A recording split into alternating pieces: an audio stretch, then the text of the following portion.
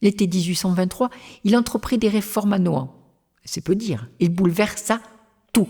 Le jardin avait changé d'aspect, il avait discipliné la nature, les allées plus droites, à l'enclos plus vaste, abattu les vieux arbres qui abritaient les souvenirs de mon enfance, tué Hector, le vieux pan qui mangeait des fraises dans mes mains, ainsi que Fanor, mon vieux chien que j'aimais terriblement. Vendu les vieux chevaux soi-disant hors de service. Il usait de mon argent sans jamais me demander mon avis. Dieu, quelle douleur, je n'étais pas maîtresse chez moi. Pour résumer, notre couple battait on ne peut plus de l'aile.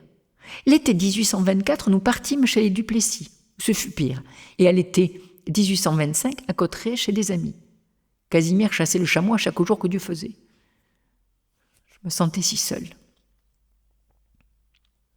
C'est là que je rencontrai le séduisant substitut au tribunal de Bordeaux, Aurélien de Sèze. Grâce à lui, je découvris de manière chaste, platonique et épistolaire des sensations intenses, passionnées, indomptables, dévorantes. Je n'ai pas assez de mots pour décrire ce que je ressentais alors. Il y avait tant d'années que le feu couvait sous les cendres de mes envies, de mes désirs inavoués. J'avais faim de volupté et de luxure. La lave coulait dans mes veines. J'étais frémissante de crainte. J'éprouvais l'intensité des désirs ardents. Je flirtais avec l'interdit. Je me grisais sous la plume, m'enflammais sous les mots. Et une fois le fruit défendu découvert, on a envie de plus. De le toucher du bout des doigts, qu'il se fasse chair. De le goûter de tous nos sens.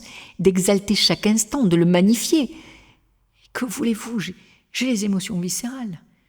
Je ne voulais pas de cette vie insipide, routinière, vide de sens que m'imposait Casimir, ainsi que la bienséance, les devoirs, le mariage, mon rang, mon sexe. Notre grande faute est de mêler l'essence à nos ardeurs sentimentales. J'avais ce besoin toujours plus fort de ressentir et de vibrer, de me sentir vivante, moi qui voulais tant mourir plus jeune. Hélas, Casimir nous surprit chastement enlacés avec Aurélien. Nous rentrâmes sur le champ et arrivé à Nohant, je m'installai tout de suite à mon bureau et écrivis à mon mari une sorte de lettre contre-articulée en articles. Ceci était rédigé sous forme de proposition permettant, je l'espérais, d'organiser notre vie conjugale au mieux. Je stipulais entre autres son droit de regard sur tous nos échanges avec Aurélien. En voulant arrêter les fâcheries communes, lui dans ses colères et ses revendications, moi dans mon chagrin. J'aspirais à avoir malgré tout un mariage heureux et paisible avec lui. Je vivais d'espérance, hélas vaine. J'étais affreusement malheureuse, mais ne voulais rien laisser paraître. J'organisais alors des soirées avec mes amis de la Châtre.